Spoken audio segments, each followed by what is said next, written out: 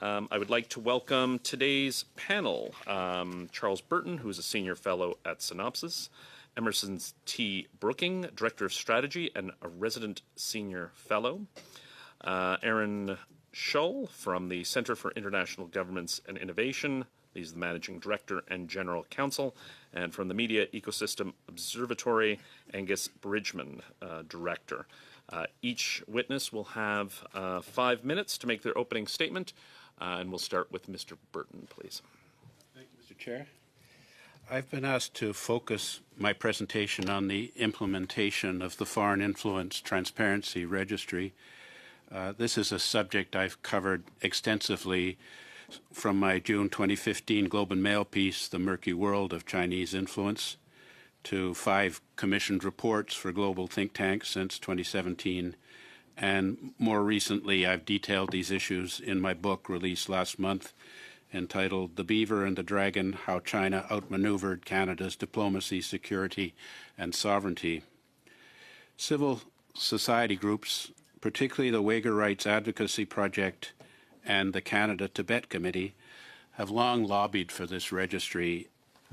They viewed Australia's 2018 Foreign Influence Transparency Scheme Act legislation as the model for what Canada could do. But the stakes are personal. Last December, Beijing sanctioned 20 Canadians associated with these groups, including myself. When Bill C-70 passed in June 2024, our reaction was enthusiastic. The Canadian Coalition on Human Rights in China, chaired by Alex Neve and Chuck Kwan, and the Canadian Coalition for a Foreign Influence Transparency Registry, led by Gloria Fung, engaged constructively with Public Safety Canada. Sorry, just to interrupt you, just watch out when you're moving your papers, not to hit the mic. It really affects the interpreters who are listening in. Thank you so much. Sorry to interrupt. So the Coalition for Foreign Influence Transparency Registry, led by Gloria Fung, engaged constructively with Public Safety Canada, and early meetings with Associate Assistant Deputy Minister Sébastien Aubertin-Giguère regarding the legislation were promising. We expected a commissioner would be appointed rapidly via an order in council to begin the work of interpretation and implementation. We thought that would happen in the fall of 2024. Public Safety assured us the registry would be operational by June 2025, a year after the law was passed through unanimously in the House of Commons. Instead, no commissioner was named in the fall of 2024. A year later, in August 2025, the Minister of Public Safety indicated an appointment would be announced in September. That didn't happen either. We're now hearing that an appointment may occur before the Parliament's winter break. However, recent briefings to us by Public Safety suggest a troubling shift. The Commissioner may not have the kind of independence that was put out in the description of the legislation, Bill C-70, from the Minister to be fully effective. We fear the government will avoid making a strong senior appointment that this role demands. I hope I'm proven wrong about that. For the coalitions that I work with, these unexplained delays feel like cynical stakeholder management rather than sincere consultation with Canadian Chinese and other stakeholders. There is growing sentiment in these groups and the Chinese Canadian community in general that the government is cavalier about the impact of foreign interference on diaspora communities. The concern is that institutional resistance, or murky forces, within the establishment is stalling the registry. It appears there are current and former members of Canada's political elite who fear transparency, lest it expose how they've been induced to serve a foreign state's agenda against the interests of Canada. Thank you, Mr. Chair. In person, we'll go to Mr. Shull next. Thank you, Chair and members of the committee. I'm going to focus my remarks on three things. Number one is the threat environment that led us to this moment and to this discussion. Number two is the core features of the Made in Canada registry model. And number three, probably more important for what I'm going to recommend that you would focus on, are key considerations for an effective, fair, and timely implementation of the registry.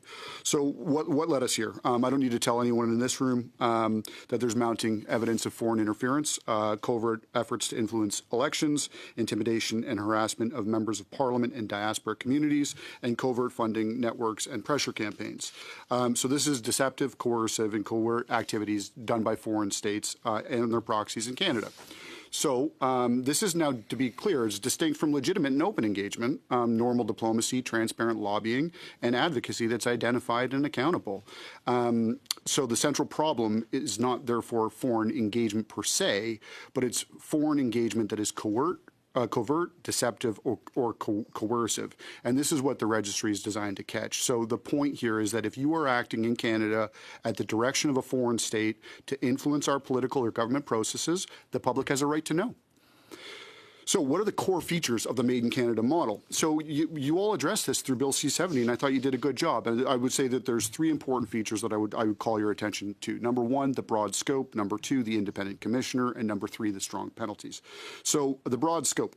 So a person or entity in Canada, if they enter into an arrangement with a foreign principal and they carry out specified activities, they've got to register.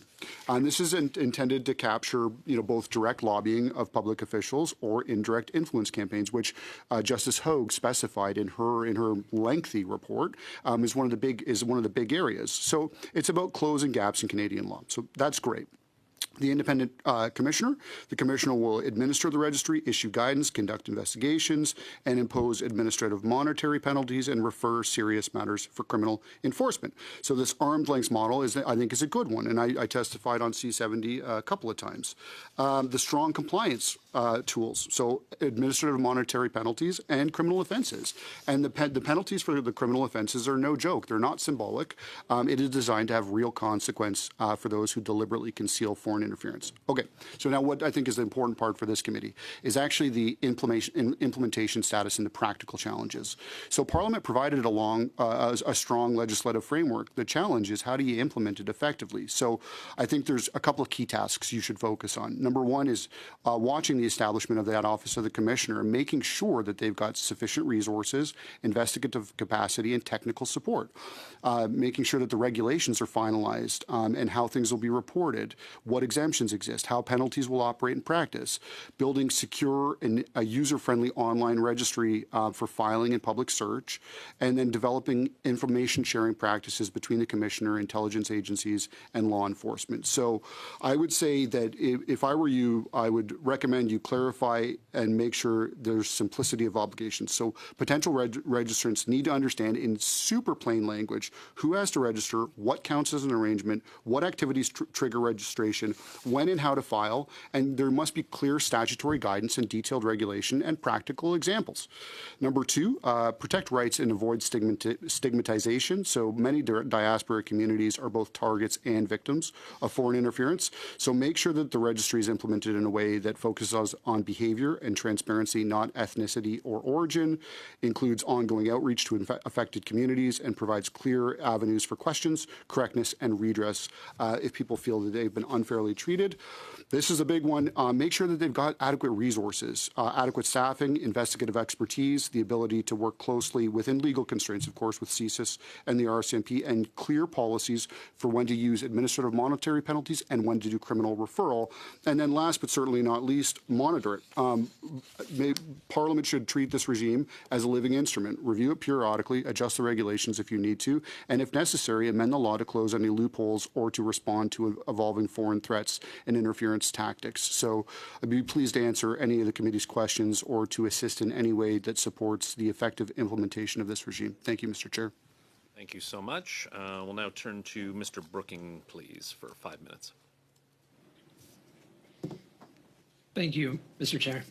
Thank you for the opportunity to testify before this committee today regarding the threat of foreign interference in the 2025 federal election. I'm especially pleased to offer my perspective as director of a U.S.-based research center that counters online foreign interference and has spent years working to uphold Canada's digital sovereignty, most recently as an associate member of the Canadian Digital Media Research Network. I've overseen several election defense efforts this past year, including in France, Moldova, Poland, and the United States. Canada's was unique. Canada is not the nation most targeted by foreign interference, but it has become a clear testbed for AI-enabled manipulation, and it is especially vulnerable to changes in the policies of large social media companies. Rules set in Silicon Valley have a clear and disproportionate effect on the Canadian public. Let me give you an example. In July, the DFR Lab identified 42 AI-generated YouTube channels that posed as Canadian news sources and which focused extensively on allegations of voter fraud and especially Albertan separatism. These channels used low-quality AI imagery, AI voices, and AI scripts. One video titled "Mark Carney Tears Up" as a Governor General makes shocking rulings on election results received 220,000 views, a shocking number given the specificity of the topic. I cannot say that this was a Russian or Chinese network. In fact, given the adjacency of these assets to Canada-related cryptocurrency scams, it may well have been financially motivated. But what I am certain of is that this network, and there are many other examples like it, had more impact on Canadian public perception than activity by the Yulia Yomian WeChat account, which was the largest known state influence effort this cycle, attributed in April by the site Task Force. Moreover, YouTube was slow to take action against this election delegitimization network and only did so after revising its policies on AI-generated content. It did not take action against this network because of any violation of election integrity policies, although such a violation had almost certainly occurred. Other platform policies compound these issues. If you were browsing Facebook in the lead up to the election, the so-called meta news blackout would have kept you from finding useful information from the CBC about election safeguards. Instead, you would have found AI-generated slop from the network I just discussed, or even more damaging falsehoods. Our study of the spread of another YouTube video on Facebook, which falsely claimed to show Canadian poll workers stealing ballots, created a narrative that bled onto X and generated at least 32,000 mentions and 135 million impressions on X between April 27 and April 30. Again, these were not exactly foreign influence operations, but these were certainly the narratives that foreign actors found most compelling and would therefore amplify. And among foreign observers of the election, these also resonated disproportionately with Canadian election watchers in the United States. And as this audience engaged with these narratives, they were amplified by algorithms of predominantly US-based social media companies and served to a Canadian public who in some cases had been banned from accessing their own news sources. Finally, because I've spent years studying U.S. election protection systems and Canada's parallel development of the rapid response mechanism inside Task Force, I wanted to conclude by acknowledging the judicious approach of Canada's election defenders. Even when you have identified clear state-linked activity, it is often the case that acknowledgement of that activity can have a worse impact on public confidence than the activity itself. I believe that Canada's approach to public disclosures in 2025 compared favorably to that of the United States in 2024, and that emerging election defense efforts in the European Union under Democracy Shield will do well to look to Canada's example. Thank you again for the opportunity. I look forward to your questions. Mr. Bridgman, please, 5 minutes. Thank you. Thank you, Chair. Thank you, Committee, for the invitation. I'm pleased to be here on behalf of the Media Ecosystem Observatory and the Canadian Digital Media Research Network, two entities that monitor the Canadian information environment, particularly with a focus on trying to understand overall trends, but also information manipulation. My remarks are focused sort of more generally on the information environment and not specifically on the Foreign Agent Registry, given my expertise. My hope today is to talk about two things. One is to talk about the 2025 election and the scope and scale of foreign interference, such as we typically think about it, and to contextualize that a little bit. And also, my second purpose is really to talk more generally about the vulnerabilities in the Canadian information environment, some of which Emerson just alluded to, that make sort of this a pretty important moment for continuing to invest and focus on protecting the information environment against foreign interference, as well as sort of more broadly information manipulation. During the 2025 election, foreign interference was top of mind for Canadians. This came, of course, out of the The Commission on Foreign Interference, over half of Canadians were particularly concerned about foreign interference. Yes, China, yes, India, yes, Russia. But actually, the number one country was the United States.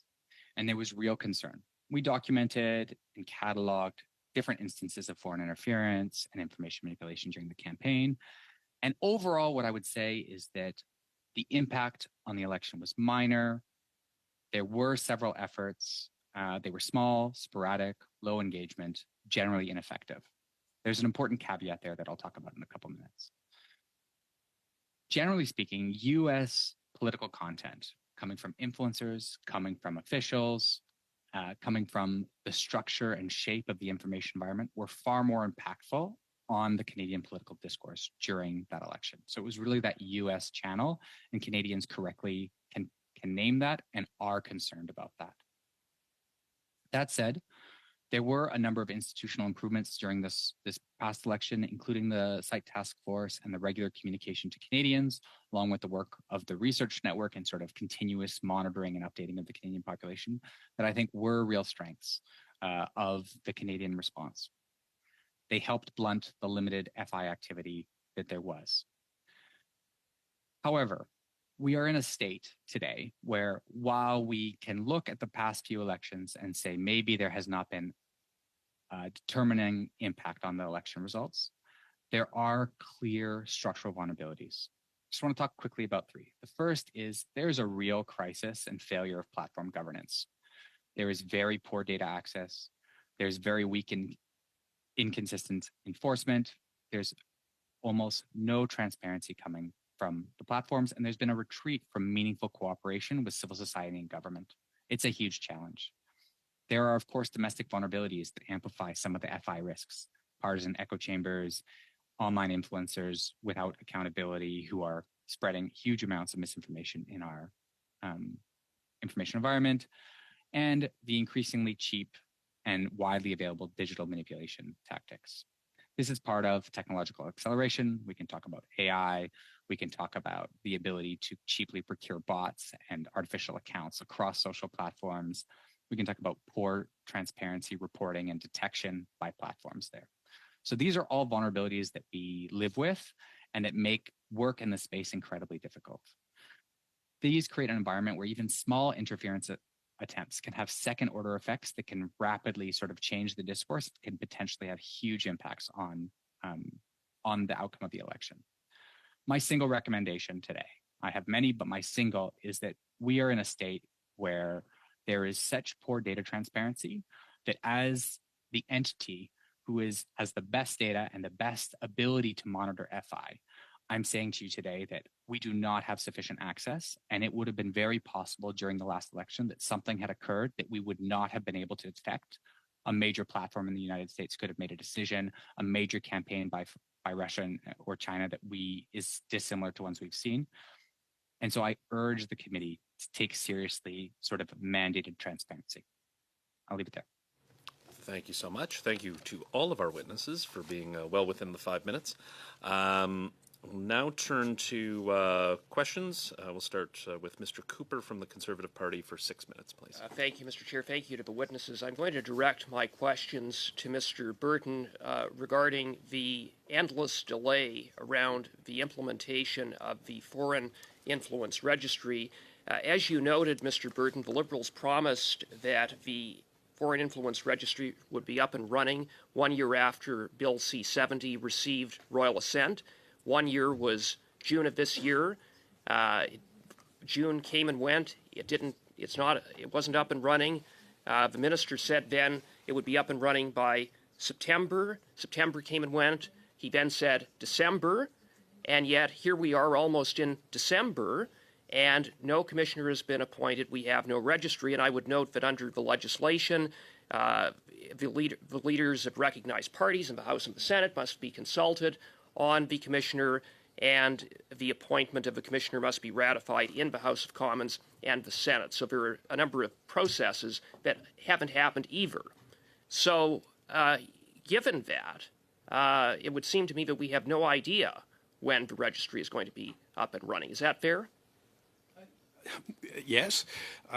You know, the minister has said it would be coming by the end of this year in his most recent statement to parliamentary committee. The public safety people have been briefing us that it would be coming next spring. You know, there's a suggestion that there are long delays in appointing the commissioner, the need for top secret security clearance and so on. But, you know, when the government needed a fentanyl czar, they seem to be able to do an order in council and get that person in place pretty quick. So I'm puzzled as to why it takes so long to come up with a commissioner. I do see the commissioner as being key. If we can get a strong commissioner who can make these interpretations of the legislation, things like Senator Wu's concern about in association with, to get that clear what it means. What about people who are anticipating future benefits in the Chinese regime if they go along with a Chinese agenda when they're in a position of public trust in the civil service or parliament? What about you know, secondary influence? In other words, a Canadian company that has extensive dealings with Chinese communist business networks that then sponsors a research institution. You know, there are just a lot of questions there, and they really need a commissioner, in my view, a strong commissioner on site, fully qualified, to be able to sort them out. But what seems to be happening now is that public safety is trying to come up with regulations and interpretations which I believe will inhibit the potential independence of the commissioner in making this registry effective and actually getting names of people on the registry. That being said, you know, from my talking to John Garneau, who was an advisor to the Australian Prime Minister when they put together their act, the simple existence of a registry seems to have a dampening effect on politicians who might be induced to get themselves in situations where they become beholden to China or another foreign power. So, you know, we need to get this thing existing. And certainly the fact that we had an election after we had heard that from parliamentary, from a security committee, that there were a significant number of MPs and a slightly larger number of staffers who appeared to be under the influence of a foreign power.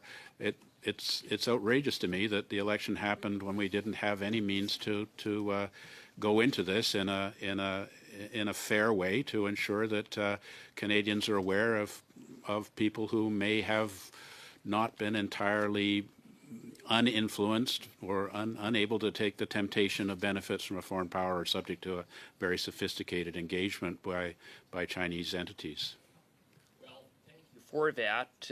You know, it was first June, then it was September, then it was December. Now you're saying, according to public safety officials, it's spring, but who knows if it will be spring. The Liberals have a long track record of opposing the setting up a foreign influence registry. They campaigned against it. They amplified Beijing's disinformation against Kenny Chiu after he brought forward a private member's bill to establish such a registry. So it seems to me that after years of opposing a registry, the latest tactic from this government is to be one of obstruction through endless delay. Is that fair? I mean, I think that there is concern probably at the center of government about prominent Canadians, possibly former senior officials who might have to register because of ongoing relationships with the Chinese state. And I have a notion of people that I think might fall into that category. But so long as we don't have a registry, we can't say for sure. You know, it's suspicion, but we really need a registry that makes it clear. And let's bear in mind, I mean, nothing stops you from, say, that large number of people, prominent Canadians, that suggested we should release Meng Wanzhou forthwith from putting a statement in the newspaper to that effect. But, you know, when we found out that Jean Charest was the recipient of a retainer from the Huawei company at the time that he was involved in this activity, that's information that I would have liked to have known at the time.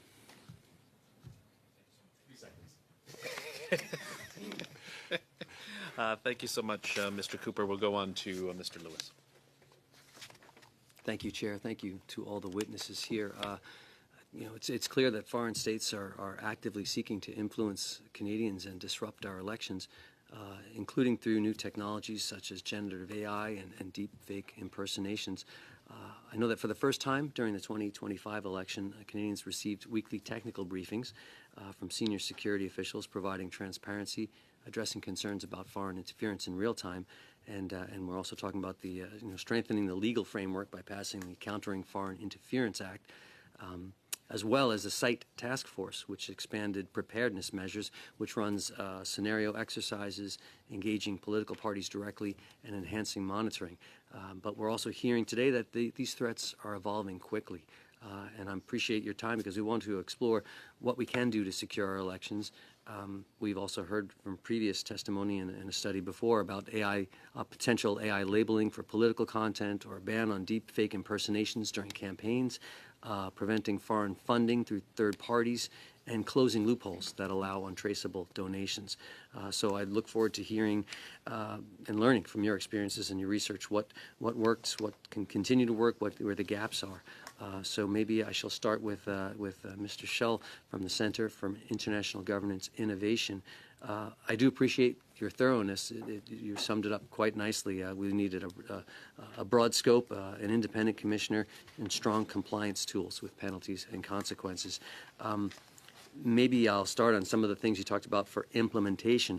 One, you talked about more information sharing between organizations. Can you give some examples of what has been working, and then also some examples of things that can be improved where there was not the level of information sharing? Yeah, sure. So information sharing in the national security environment is always a bit of a tricky thing, and it's partly owing to the historical nature of it, but it's also partly due to the fact that the goalposts have shifted, right? So it used to be spy versus spy, and now Canadians, individuals, are in the crosshairs of foreign adversarial actors. That is a new phenomenon. Businesses, especially when it comes to cyber espionage and cyber-enabled intellectual property theft, that's relatively new. And so I think we're in this moment now where the tools of the trade are shifting, and maybe shifting a little bit slowly. And so the point here I would raise is for this committee, if you're focusing on what you can do, like I appreciate my colleague's point about surveillance capitalism and the business model of large platforms. If we could deal with that, we would have. I think what you can practically do is put pressure on to get the registry set up, and then the biggest piece of advice I would offer to you is make sure that it's resourced properly and that you have good investigative capacity. And on your information sharing question, that the information is flowing between the agencies in the commissioner's office, because the absolute worst possible outcome is we go through all of this effort, we get C-70 passed, we do these thoughtful studies, and then the first prosecution collapses, because the message that will send to adversarial state actors will not be good. So I would say put the pressure on, get this thing set up. You never want to deliver a birthday cake the Tuesday after a Saturday birthday. So let's get it done and make sure it's resourced properly. And you mentioned the online registry, and you talked about that balance, about protecting rights, avoiding stigmatization, at the same time making sure that Canadians are protected. Can you expand on a way that you said we need to be very clear on who has to register, when they register, how to register, examples? Can you is someone else doing this that we can look at a model, or do you have ideas in that sense? Yeah, so I mean, the models that everyone will go to is the United States. They've been doing it since the 30s, and Australia and the UK. I would say when it comes down to it, being crisp about the fact that we're not talking about communities, we're not talking about individuals, we're talking about people that are in association with a foreign principal to undertake activities in Canada. So it is country neutral. Does not matter which country we're talking about. And so, like, that's the thing we just need to make clear. And I was saying on my points about the online portal and registration, we have to make it practical. We have to make it doable and easy for people to do, because what we want to be able to do, it's like Al Capone, right? They didn't catch Al Capone for murder. They got him on tax evasion. So the point here is figuring out who's doing this stuff, and then you can nick them for not registering, right? But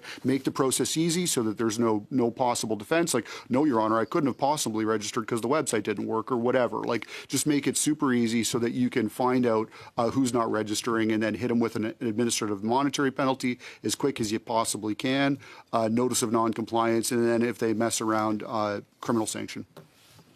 Appreciate that. And then one of the other things you mentioned was that this needs to be reviewed periodically. As we're hearing from all of our witnesses, this is a fast-changing ecosystem. So how is it possible? Is it through regulations? Is it through order in council? How do we adapt and change? What are some of the suggestions you say in a system that's moving so quickly?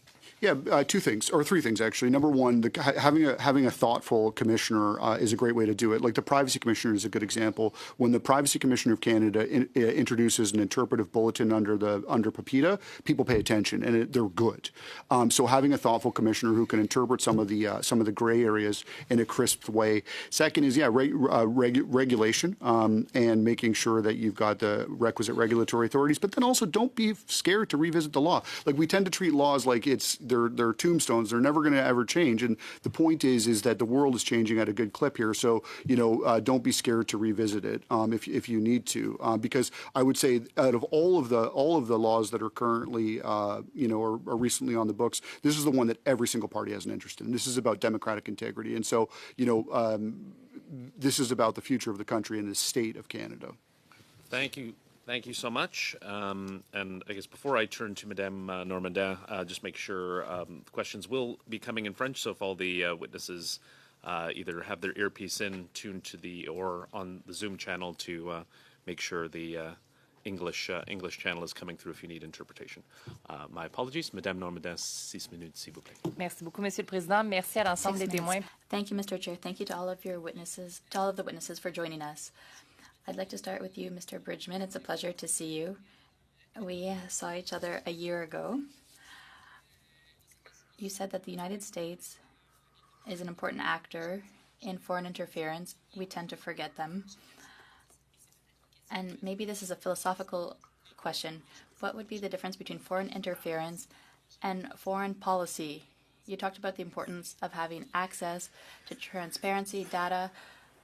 Is there a distinction between foreign policy and foreign interference, notably through the content, the type of media used to send information, the source?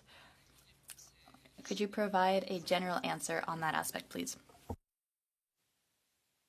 Oui, c'est une très bonne question. It's a very good question. And in fact, the difference to me is whether it's secret or not. Is it visible? Do Canadians know this is what's happening or not? And finally, with platforms, with the way the influence comes from the United States, we have an idea, a general idea. I work very hard, my team works very hard every day to discover the dynamics, the processes, but at the end of the day, we're very limited by the access provided by the platforms. So yes, we can have an idea. But a good example is there were two major changes on platforms over the past 2 years. First, taking off traditional media from Meta, from Facebook, Instagram, so there's no news. So that's a huge decision with huge consequences on our democracy, on the way Canadians consume information online. But we don't know, aside from with very entrepreneurial researchers, which media, who's included, who's excluded, it's always changing. There are many small news outlets that are available on these platforms. So that's hidden, it's not transparent. And then there's also the change on X. There was a major change. We published a report on this year. It showed that conservative voices increased by about 50% on this platform in engagement. This was unique to this platform. And so this can affect behavior, but it's because of a change in the algorithm on the platform. We've seen this in Germany, in the United States. So these are changes with zero transparency. And it gives tools to the United States to transform our ecosystem. But we have no control, no governance. and this is a non-regulated industry. And so we live with the consequences of that. Thank you very much. A question for Mr. Brookings. You talked about the fact that Canada is a bit of a test zone for AI for the 2025 campaign. I'd like to know why Canada is particularly vulnerable versus other countries. Is it because we have weaknesses in surveillance? Is it because we're a mid-sized country? We're less watched by like-minded countries? Why is Canada more vulnerable? Thank you. And I think very much picking up on Dr. Bridgman's answer, I would say it is because of the interrelation between the US and Canadian information environments. Many of the same heavily AI-focused and driven influence networks, which target Canada, also have some origin and overlap in their targeting of US citizens. But essentially, we share a common information space. But because Canada has had the most recent election, because this election overlapped in so many ways with other points of foreign policy tension between the United States and Canada, and because there were political partisans in the US that were especially interested in the Canadian election, these factors, I think, contributed most to making it this sort of test bed. So just as we've looked out across the constellation of foreign interference efforts over the past year, as I said, there are not as many examples of, say, a clearly organized campaign originating in Moscow or Beijing targeting Canada, but there are very clear examples of harmful and widely shared narratives, false, undermining Canadian election integrity, which were spread on these platforms and then most likely spread opportunistically by foreign actors. Et peut-être rapidement, les sources principales d'ingérence. The main sources of interference and attempts to use AI during the last campaign, where did it come from? Perhaps you said it, but I didn't catch it. It is also difficult to link the AI use to a particular campaign. I would say that we observed it first in the context of financial fraud, actually. We noticed a number of deepfake videos of Prime Minister Carney, but also other candidates, in which they would be promoting certain websites or products, which would lead people down a sort of scam journey. But although the intent may have been financial fraud, it was also deeply politically charged and also amplified, not just in Canada. To Mr. Calkins, please, for 5 minutes. The first question is for Mr. Burton. In October 2024, Brookfield Asset Management brokered a $256 million loan with the Chinese State Bank while the current Prime Minister was the chair of that company. And in light of what we know about China cultivating business ties with senior policymakers and business leaders, would you classify this as a classic example of elite capture? I am concerned about this. Similar to when we appointed Dominic Barton as the ambassador to China.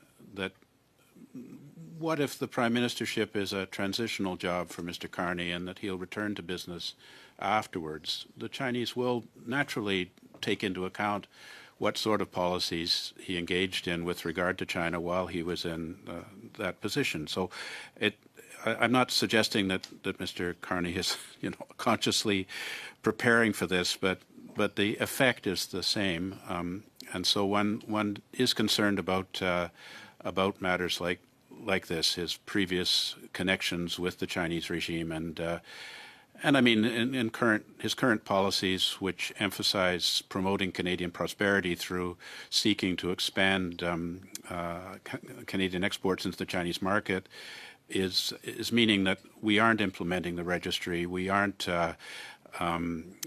dealing with Chinese espionage in Canada, we're we're not taking effective measures against agents of the Chinese regime who are involved in intimidation and harassment activities in our country and so on. So the Chinese note that. And I think, if you look at the impact of our not implementing the registry, from the Chinese government's point of view, I think they welcome it as similar to the Uyghur resolution, where the Prime Minister and the entire cabinet didn't vote in favor of it, that we don't really mean it, that we're not actually going to do it, that they'll continue to engage in their influence activities in Canada unhindered.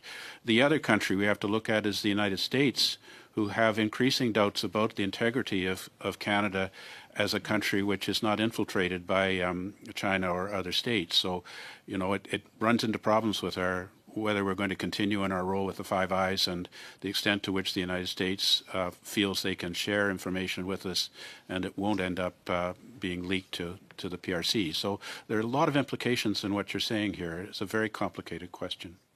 I understand. It's a very complicated position that Canada finds itself in right now. You intimated in your testimony, Mr. Burton, that the eagerness by which the Minister in Public Safety Canada and the government has gone about passing Bill C-70, and then subsequently that eagerness seems to be dissipating as time has gone by. We have no appointed commissioner.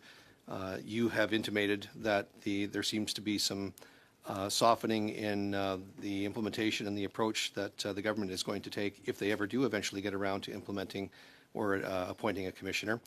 Do you think that is because of pressure from Beijing? I mean, the Taiwanese have warned us very much that this is exactly the way the PRC does its business.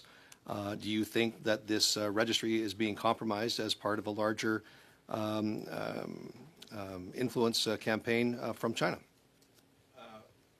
Whether it's active or passive is another question, but the recent statements by the leader of the Taiwan delegation here in Canada, and Michael Kovrick's recent statements, and others, I agree with them that we do have a problem here of evidently responding to Chinese agendas in Canada, and this is an ongoing process. In other words, the infiltration gets deeper and deeper as time goes on, and China is becoming more and more aggressive, and we're seeing concerns about Chinese infiltration into Canadian infrastructure. Lead story in the National Post today about the possibility of Chinese sabotage of our water supply by working with the filtration stations. But it's not just the water; it's the EVs. There are just all sorts of areas that suggest that a future conflict with China will not be about buildings blowing up in faraway countries, but it'll be about the APMs won't work anymore. The electricity will turn off, and that real Canadian citizens will suffer real consequences from China's cyber infiltration into our system, which appears to be an ongoing matter. Thank you for those answers, Mr. Burton. Thank you very much, Mr. Culkins. Madame Brières, 5 minutes, s'il vous plaît. Merci beaucoup, Monsieur le... Thank you very much, Mr. Chair. Thank you to all of our witnesses for joining us today. My question will be for Mr. Bridgman. During the 2025 election, political influencers represented nearly half of all of the political content posted. Aside from the volume, these political influencers also garner attention, and some of you mentioned it in your opening remarks. Canadians are concerned, are skeptical, but they're also vulnerable. You also mentioned that there were vulnerabilities in the Canadian system, structural vulnerabilities, and a failure in governance. So knowing that these platforms, influencers, are not regulated, I'd like to know what we can do more formally to provide a framework and protect ourselves. Yes, that's a great question. I want to start my answer by saying that influencers are here to stay. Young people engage with political content this way. It will continue. In 2025, we really had a mindset shift at our research team that it's more than half of posts, more than half of engagement. But that's the dynamic around the world. It's not unique to Canada. It's really a change in the way we consume information. It's not necessarily bad, but we need to be prudent at the same time. During an election, there are certainly a lot of rules around what can be said, what is promoted, the spending limits. But influencers are like a new entity. It's different than traditional media and organizations, but they have a bigger impact on shaping opinion and behavior. So we need to reflect, how will we deal with this in the law? How do we address this new group with much more influence than all of the other groups? But they're not regulated in the same way. And so one idea, I think it was before this committee a year ago, Lauren Southern came to appear, and she said in her remarks, Lauren Southern is a major influencer from Canada who lives in the United States now. She's involved in a whole tenant media scandal, $10 million that went from Russia, of Russian origin, to support a group of influencers here in Canada and the United States. But she said, I'm a small media outlet with not enough money. In her remarks before this committee, she said that's her position. Okay, but if she's a real company, if she pays taxes, she's not just an influencer. We need to stop thinking of influencers as just one person. They have editors, researchers, a whole infrastructure.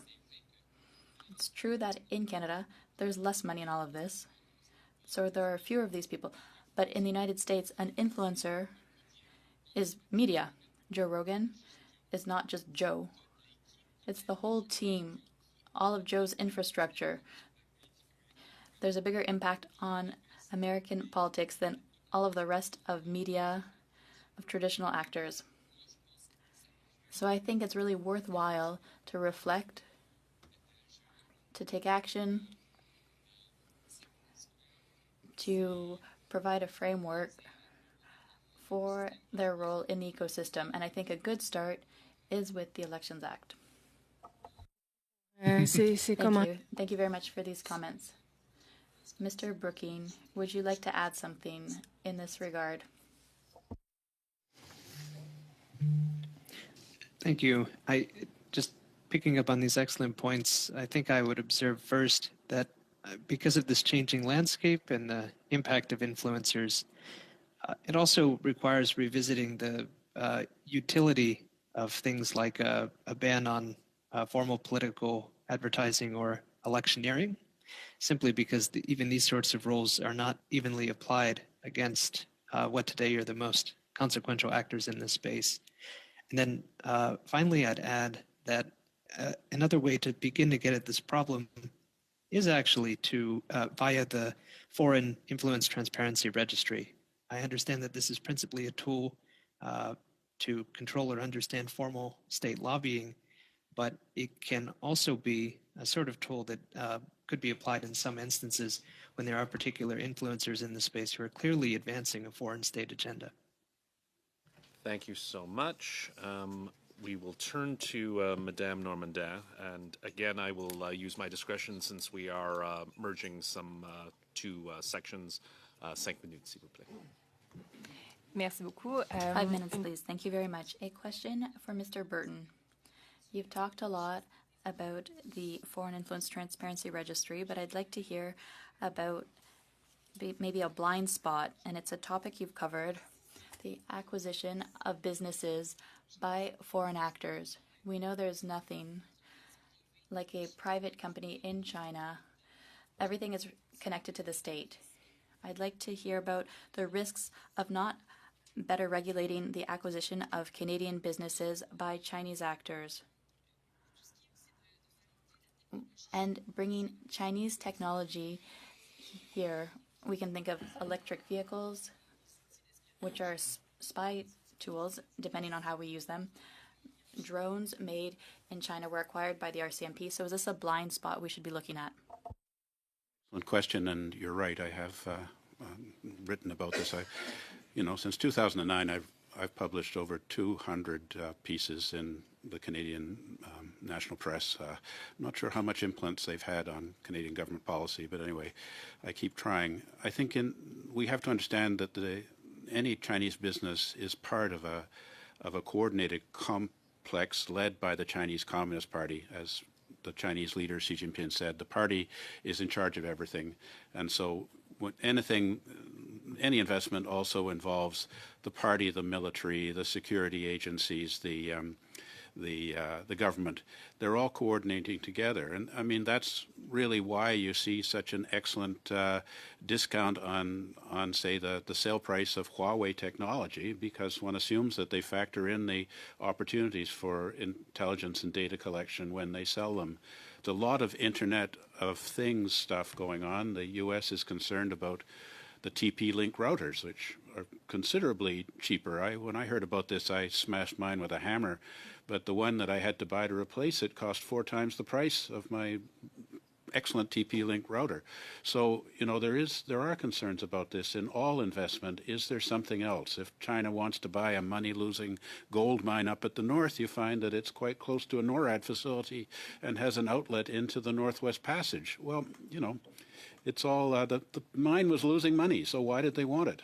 So I think that all of these kinds of investments are tricky. The problem is that, how can we determine if an enterprise is in fact operating under the influence of a hostile foreign power or simply ethnic Chinese people who want to do a good investment? I think that we need to be looking at that carefully, and of course we don't want to be involved in discriminating against Canadians simply because of their ethnic origin. So it's a serious matter, and we're clearly not on top of it sufficiently. We need to put a lot more resources into protecting Canadian national interests, because it's really like a game of Go. The Chinese are like putting down tiles everywhere, and eventually they're going to circle us. It's just a matter of time.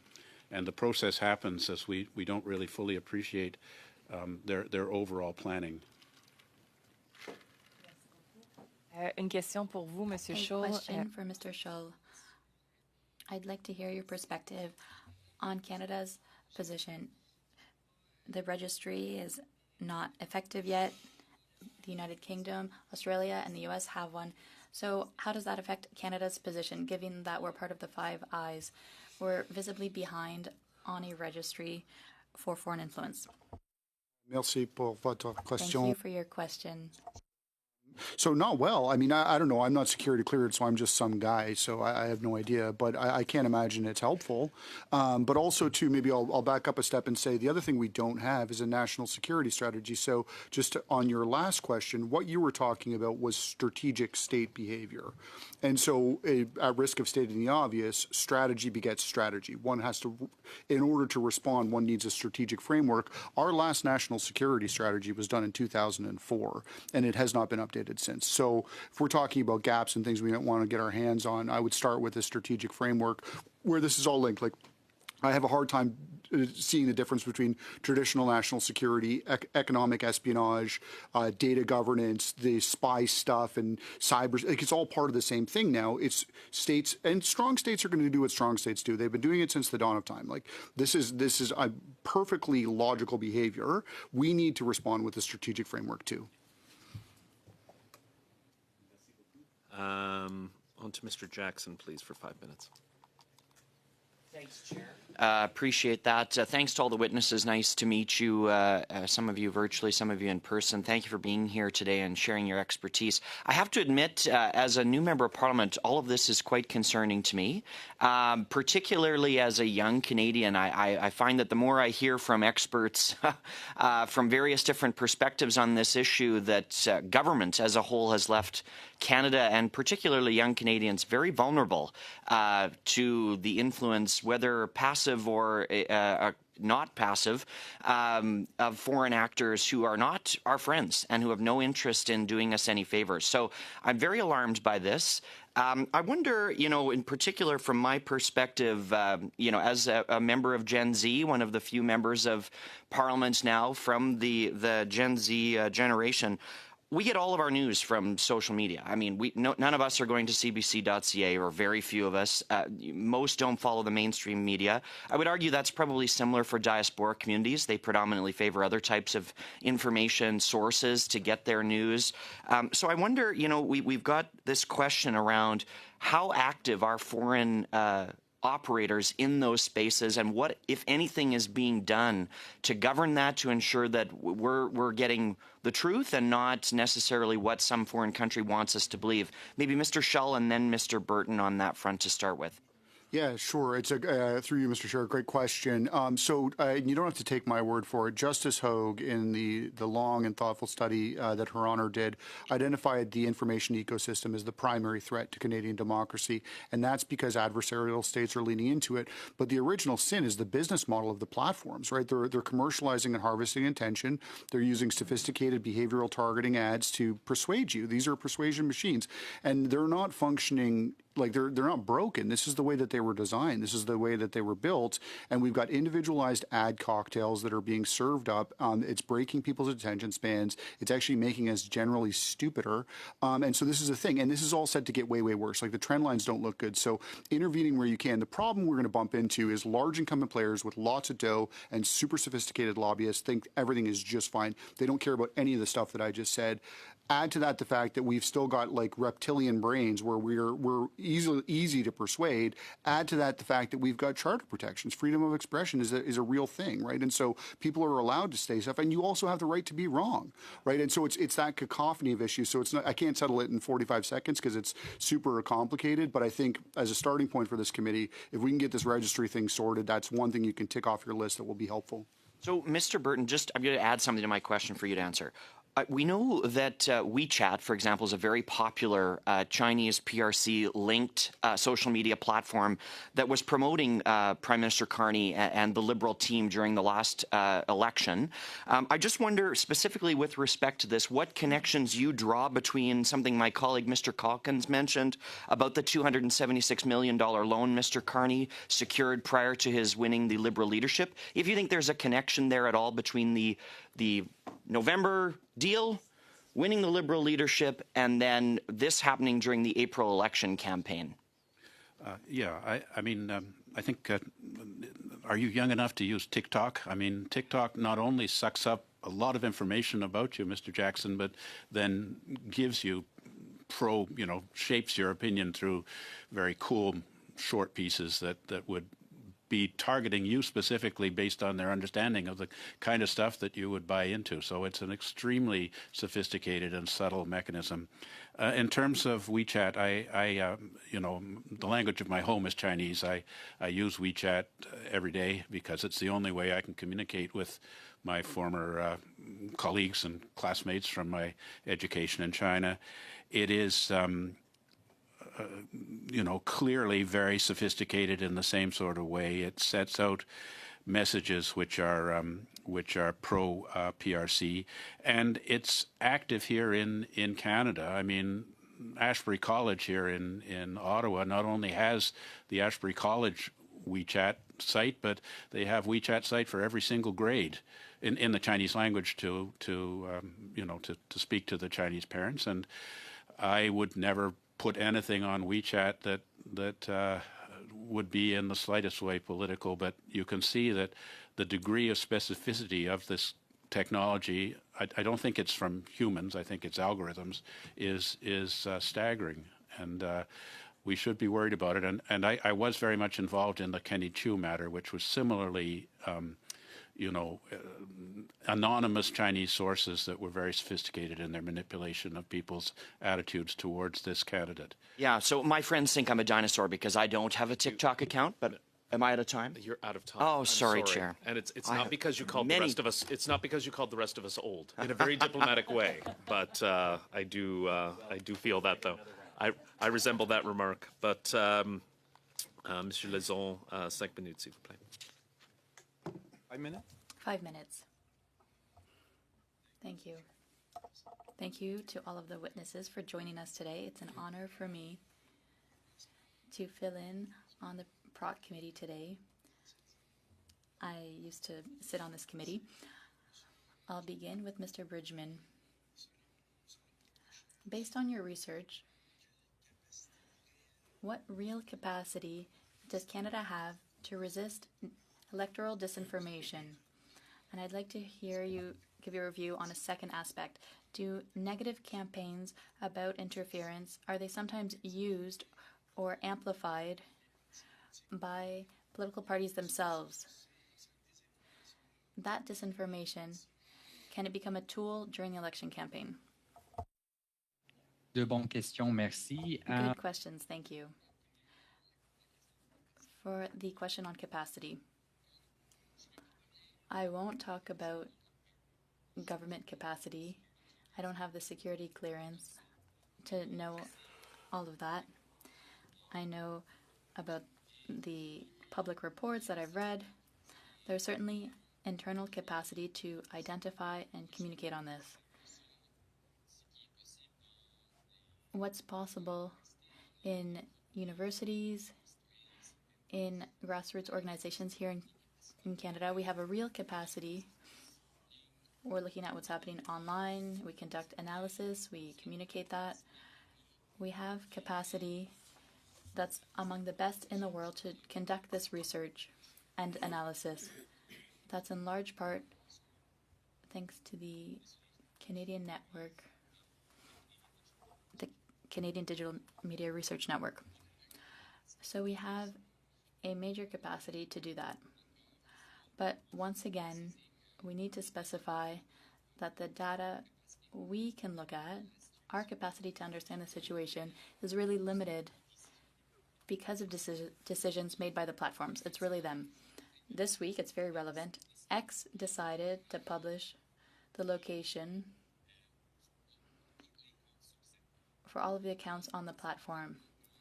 We don't know how location is specified by them. What is their definition? How did they find that? But for example, CBC, the location is in the United States. There were many accounts that were identified at different places. That doesn't mean CBC is produced in the United States. That's not true. But at the same time, it's a question of transparency and how X made that decision. So certainly, we lack real data to really do this well, to protect Canadians against efforts to manipulate information. That's the answer to the first question. The second question is much more difficult. Do political parties use tools that manipulate information, use the capacities of those platforms of our current ecosystem to manipulate Canadians' opinions? Personally, here's what I think. There's politics.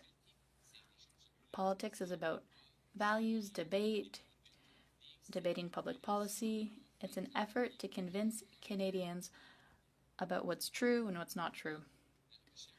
Our research does not focus on political parties, on politicians. It's up to you to convince Canadians. But certainly, at times, we see manipulation that's very successful in convincing members of Parliament and political parties of something that's not true. So you are also victims of all of these dynamics. So I won't say that there's one party or another that is spreading disinformation, but you're also victims. You don't want to lie to Canadians. I know that, fundamentally. You need to believe that if you believe in democracy. I don't think it's that. But our system is not made for you to have enough information to respond well, to communicate well, to know, is this true, or is it an effort from someone or a state to convince me of something that's not true? Thank you. I don't have much time left. I think your answer is very complete. But just to conclude, do you believe that policies weaponize the concept of interference for some partisans. You gave us a bit of an answer, but in the next campaigns, we'll have to be more vigilant. Do you agree with me? We need to be vigilant, absolutely. Very quick. OK. Oui, ça peut très facile. Yes, it can very easily be an attempt at interference, or the appearance of interference could be more powerful than interference. And that's a little bit what happened in Kirkland Lake last year. So that's really a danger, absolutely. We'll go to Mr. Cooper. Before you begin, Mr. Cooper, we'll do 6 minutes, and then 3.5 before we go in camera. Okay, merci. Mr. Cooper, please. Mr. Burton, I'd like to get your thoughts on something that you referenced, and that is this government pursuing a strategic partnership with the PRC. During the English language leaders debate during the last federal election, Mark Carney said that the PRC is Canada's biggest security threat, and went on to say that, quote, they are one of the largest threats with respect to foreign interference. Consistent with this, the director of CSIS stated just 2 weeks ago that the PRC is a major threat to Canada's security because of its foreign interference activities. And yet we have Mark Carney's Foreign Affairs Minister talking about a strategic partnership with the PRC, including on matters of security. So how can we square, on the one hand, Mark Carney saying that the PRC is Canada's biggest security threat, backed up by CSIS, all the while his government is pursuing a strategic partnership with a hostile foreign state that is a threat to Canada's security? It's a great question. I mean, the Strategic Partnership Agreement was signed between Canada and China in 2005. I opposed it at the time. Then when we had the Indo-Pacific policy come up, all of a sudden we forgot about strategic partnerships and talked about disruptive force in affairs. Now we have the strategic partnership back, articulated by Minister Anand and the Prime Minister, as you said. The Chinese interpretation of a strategic partnership goes along with the other stuff that the Prime Minister in his meeting with the Chinese leader Xi Jinping, and indeed the Deputy Minister David Morrison in his speech to the celebration of China's National Day last September, which is that we are buying the Chinese, we're buying into the Chinese language about pragmatic and constructive, and their other language about seeking common ground while setting aside differences. So by using this language, we're essentially saying we're going to do Canada-China relations in the way that China wants to do it. And the idea of having a partnership with a country that the Commons, through a unanimous resolution, determined was engaged in genocide and facilitates third world dictatorships by providing them with Chinese surveillance technologies and all of the other things that China does, menacing Taiwan, the abrogation of the Hong Kong agreement and so on, is completely extraordinary to me. I mean, we're partners. I don't want to be partners with, I don't feel that Canada should partner up with a regime whose values are so discordant with what makes our country great. Shifting gears a little bit, the PRC has the largest number of accredited diplomats in Canada other than the United States. The PRC's diplomatic presence is significantly larger than countries such as India, Japan, the United Kingdom, and France. In fact, in 2023, the PRC, for example, had 176 diplomats in Canada compared to 178 diplomats in the United States, which, by the way, the United States is the PRC's top trading partner and most popular immigration destination for PRC nationals, yet they had only 2 more Chinese diplomats than in Canada, notwithstanding that the United States is 10 times larger. So should it be of concern, the size of the PRC's diplomatic mission in Canada, should that be of concern? And why do you think the PRC has such a large diplomatic footprint in Canada? Yeah, I mean, you know, Japan has 40-some, India has 30-some. They have, as you say, 176. We don't have anything like that number of diplomats in China, so why isn't it reciprocal? Diplomats are supposed to, when they're accepted by Canada, they provide what diplomatic function they will be maintaining. The question is, are Chinese diplomats so inefficient that they need such large numbers to engage in legitimate diplomatic function, or is it that about 70% of them are engaged in espionage, influence operations, harassment of Canadians of Chinese origin, and other things which are not consistent with their diplomatic function? You know, I would like to see their cohort cut down to the number that they need to actually function in a diplomatic way. And I mean, here in Ottawa, it's not just that former convent on St. Patrick Street. They have other buildings in our city to accommodate the large number of Chinese operatives, not to speak of proxies being run by Chinese diplomats in these so-called police stations, similarly engaged in activities which I believe are in violation of Canadian law, to which the perpetuator should be made accountable. But there again, we're not expelling people that I believe CSIS knows are espionage agents. The only one we expelled was Zhao Wei after it was exposed in the press that this gentleman had been involved in activities to seek to pressure the family of Michael Chong. You know, I just don't want any Chinese spies to be operating freely in our country, and the fact that we don't expel any of them, we don't make any of them persona non grata or bring their proxies to Canadian courts to be made accountable for these alleged activities, I think sends a signal to China that Canada is open territory for this kind of thing. It also sends a signal to the United States that Canada is open territory for Chinese infiltration, and can the United States trust us in important collaboration on security and military issues? Thank you so much, and thank you for finishing your answer at exactly 6 minutes. It was exceptional work. Mr. Lewis, please, for 6 minutes, please. Thank you, Chair. Thank you to our witnesses. I'll focus my questions off the top for Mr. Brooking from the Atlantic Council, the Director of Strategy. You had an article entitled Deep Fake Video of Canadian Prime Minister Reaches Millions on TikTok and X. And you noted that both during and after the 2025 election campaign, a video circulated on social media of Prime Minister Carney announcing, quote, controversial auto regulations. Can you explain the relevance of that video, specifically where it came from, what happened after it was published, and how extensively it was amplified? Absolutely. Thank you for the question. We do not know the exact origin of that video, as I've alluded in some of my earlier comments. Its most likely origin is it's financial fraud focused. But what we do know is that video spread rapidly, and that was really one of numerous examples, primarily featuring Prime Minister Carney, but also other Canadian political figures, in which they were essentially, there were AI voices and AI scripts that were being used to try to sell particular products and direct people to click on links to then go down rabbit holes for further fraud.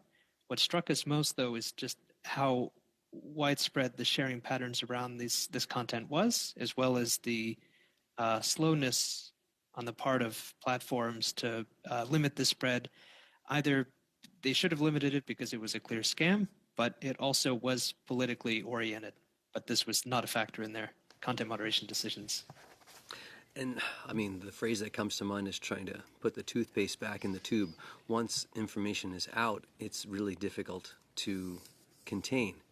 But it sounds like if we can talk to the source, then that to me would make more sense. So the social media platforms themselves, I believe it was Mr. Bridgman said these are the consequences of them not being regulated. But what pressures are being put on these social media platforms to regulate, specifically during elections? Mm-hmm. Oh, I'll ask. Sorry, Mr. Brookings. Yes, so I referenced Mr. Bridgman, but I'll get back to him after. Sorry. Of course, I would say that this is an especially difficult question because Canada has placed pressure on the platforms, and in fact, from our assessment in both 2019 and 2021, platforms were actually more keyed in because of these pressures to take sometimes proactive action, or at least quick action, when there's obviously something that was undermining Canadian election integrity. It's my sense that the broader political conditions in 2025 made it so that some previous commitments, voluntary commitments that these platforms had made, were no longer in force. In that environment, one has to turn to law and statutory mechanisms to try to compel that same cooperation. Thank you. Maybe I will turn to Mr. Bridgman. To that point, there's legislation, regulation, and enforcement. There's a balance of all three. Legislation, we see it's not possible to move as quickly as the manipulative digital tools that would that could affect our free elections. You briefly mentioned the Canada Elections Act and possibly going and looking at that. Can you expand on what types of legislative changes can be used in such a fast-moving ecosystem? Yes, I'm not an expert in the Canada Elections Act. I was specifically kind of referring to influencers with regards to that and around sort of speech during elections and promotions during elections. But I do think that there's sort of a like what can be done in the immediate term, what can be done in the medium term, and what can be done in the long term. And in the immediate term, this is a challenging environment. Platforms are currently under pressure in the United States to adhere to a free speech first approach, which they have interpreted as the platform can do whatever it wants in terms of algorithmic amplification, and that is an extension of free speech. Whatever the algorithm decides is an extension of free speech. And while I would trouble this is the interpretation of the United States and makes sort of any unilateral action by Canada very difficult. To wit, we cannot probably engage super effectively in unilateral. We should instead look to other countries, to partnerships, to joint regimes that can encourage this degree of transparency. And I would suggest our best ally in this is the European Union, the DMA, and the DSA, and their approach to mandating data transparency, which has just really entered into a greater degree of force. It is not without its issues, and they are also undergoing their geopolitical battles with relation to data access and to attempting to ensure that these platforms maximize democratic values alongside sort of social connectedness. But that is certainly the approach that Canada should take, and I think that the European Union would be willing and supportive of trying to sort of align in there. And in some ways, the Online Harms Act was getting to some of this. Great, thank you. I'm pretty much out of time, so I just want to take the time to say thank you for this, and it's very helpful. Thank you so much. Now turn to Madame Normandin, 3.5 minutes, please. Merci beaucoup. Une question. Thank you very much. A question for Mr. Bridgman and Mr. Burton. It might be the defeatist question of the day. We've talked about the importance of legislating around platforms, TikTok and others.